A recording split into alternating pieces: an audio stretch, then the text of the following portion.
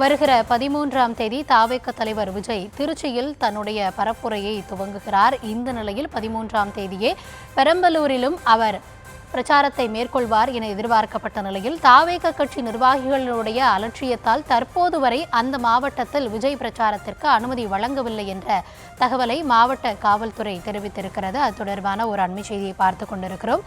விரிவான விவரங்களோடு இணைகிறார் எம்முடைய செய்தியாளர்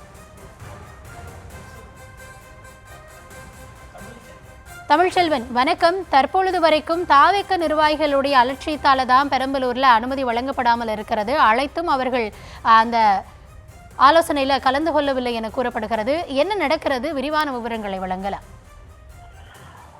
வணக்கம்.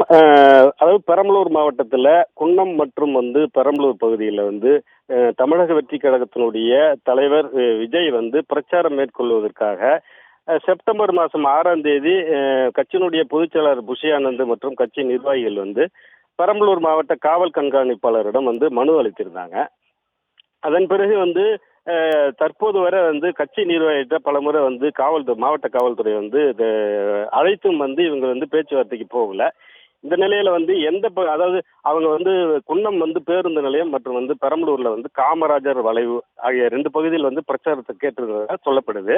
ஆனா இதுக்கு அனுமதி அளித்தாங்களா இல்ல மறுக்கப்பட்டதா அப்படிங்கறத தகவலை நம்ம காவல்துறையிடம் விசாரிக்கும் பொழுது அதாவது பெரம்பலூர் மாவட்டத்தில் உள்ள தமிழக வெற்றி கழகத்தினுடைய கட்சி நிர்வாகிகிட்ட தொலைபேசி மூலம் அழைத்திருக்காங்க. ஆனா அதுக்கு சரியான பதில் தரல. இந்த நிலையில தற்போது வரை இந்த விஜயனுடைய பிரச்சாரத்திற்கு அனுமதி வழங்கப்படாம இருக்கிறது.